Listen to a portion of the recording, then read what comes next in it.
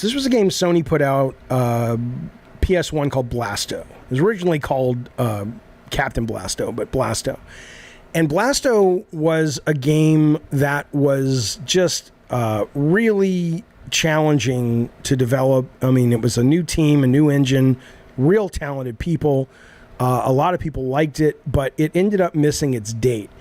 It was supposed to come out like anywhere from 6 to 12 months before it actually came out. And in that, there was a deal, and I looked on the internet. I guess they never, you can't find it. There was a deal that Sony had made with Pepsi, and Blasto was on all the Pepsi cans and all the Pepsi packaging.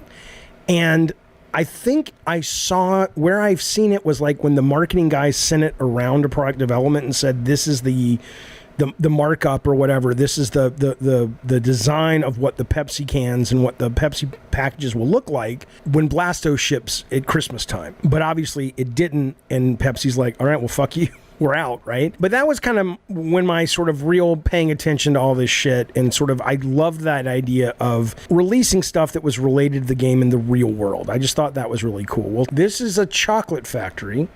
It's a pop-up chocolate factory in the UK that's called Lilith's Chocolate, right?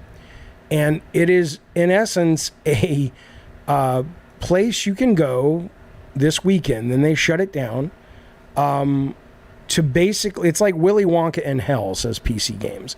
For a single weekend, Blizzard is opening Lilith and Company's gourmet chocolate emporium in the heart of London, where you'll be able to pay some sweet, sweet tribute to Diablo 4's Blessed Mother herself. That's not all, though. There's a secret room where visitors, you'll see it in a second, can ask for absolution in a confession box, as well as a stock room where you can play Diablo 4. It'll cost you $6 to get in.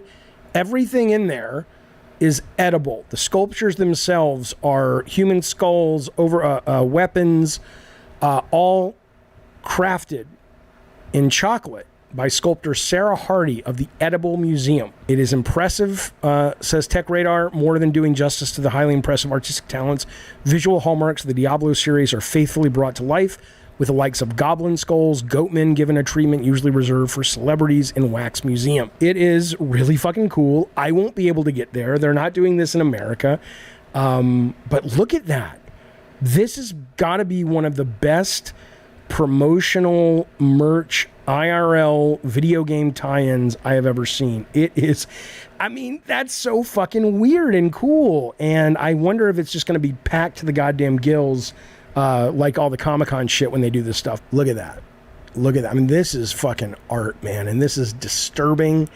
And would I eat it? You goddamn right I'd eat it. But this is what's happening with the Blizzard folks. How they came up with this, who the fuck knows? Well, what are some of the other products that have, you know, come out based on video games? This one, it didn't cost $600 when it released, but the first one that came to mind was the PS4 Metal Gear Solid 5 Phantom Pain Bionic Arm. This one's pretty cool. I didn't play Phantom Pain, but I know that the character in the game, he had a bionic arm. You can get your own. This is a guy who literally, he was born without his right arm, and they made him an actual functioning prosthetic arm that he puts on, as you can see here, and he's able to, you know, within a degree, you know, obviously it's not going to be what it is in the game, but he's able to move his hands and move his fingers and all that shit, right? Really, really cool stuff. This is a Resident Evil 7 VR candle. It smells like blood when you burn it. It's called the 4D candle.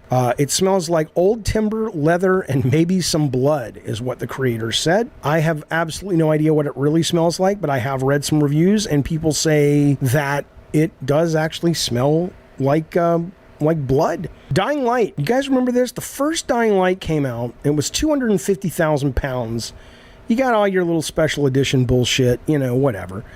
But then you could work with Tiger log cabins that would come out, and they would make you a real standing home that was zombie-proof shelter. If you bought the 250,000 pounds, a little more, so less in American dollars right now, you would be able to actually have this built somewhere. I don't think it covers the land, but if you've got the land, you can get a fucking house. But that's not the most expensive one that they did. That same game had a $10 million special edition. Now, I cannot imagine anybody bought this, because the movie was never made, but it's the it's the Spotlight edition. You get professional acting lessons, a supporting role in the Dying Light movie, a screening tour, first-class accommodations to fly all over the world to promote the movie, a copy of the script, an off-road driving course, stuntman parkour training, personal trainer on the set, 10 VIP tickets for opening night, FX makeup session, become the voice of Kyle Crane in the next game, and then you get some copies of the game.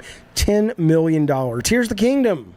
I don't understand this one. Maybe it's because Zelda has cooking, but if you pre-ordered the game in Japan, you got a spoon and a fork. There were stamps on the fork that said The Legend of Zelda. That's it.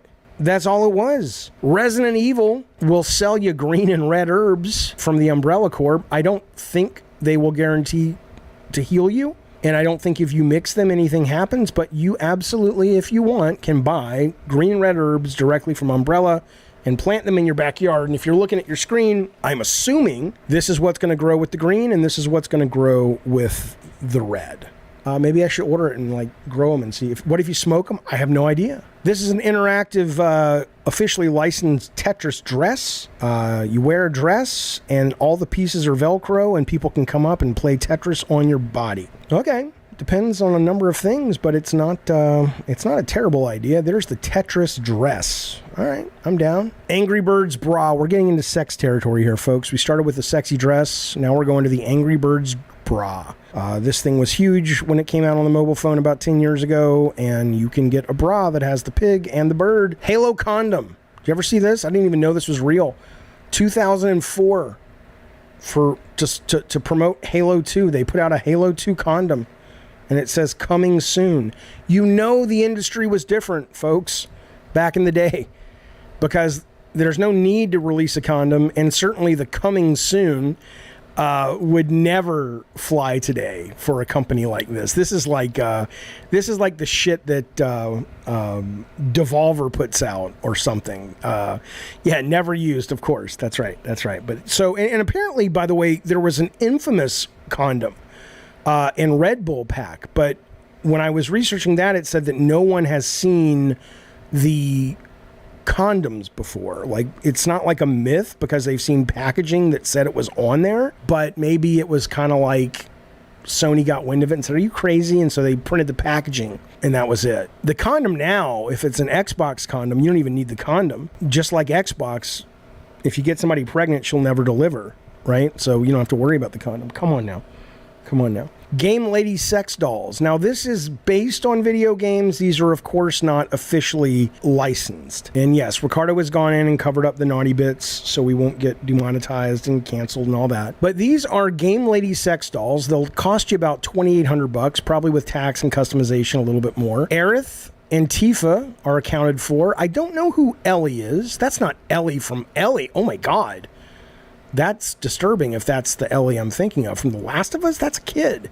Isn't she a kid in that game? She's legal in The Last of Us Part 2. Thank God. Well, let's hope that's where it's from. Then Siri? Who's Siri? I don't know who Siri is. Then you've got Ada Wong, Lara Croft. There's another Tifa. I don't know what ROS means. Yuna from Final Fantasy. You've got Quiet from, what's that thing called? The Metal Gear 5. You've got Jill Valentine. Where's Claire, man? And then you've got another Tifa. You've got Siri. Again, ROS. I don't know what that is. I don't know who Gabby is. I don't know who Lucy is. But ultimately, what's the website again asking for a friend? What I'm telling you is, it is literally, this is crazy, man. That is built on video game characters, and they are sex dolls. So, you know, if you want them, I don't kink shame. Silicone Lovers is the name of the company, and they're called Game Lady Sex Dolls. What do you mean how completely sad they've got Tifa? Look, if I was in the market for a goddamn sex doll, I would certainly consider Tifa. Radical Desi says, where's Alloy? They were going to make Alloy, but she was too fat. They didn't have enough silicone. Come on now. There you go. So that's the sexy time dolls I wanted to tell you about. But that's, you know, they make weird shit, man.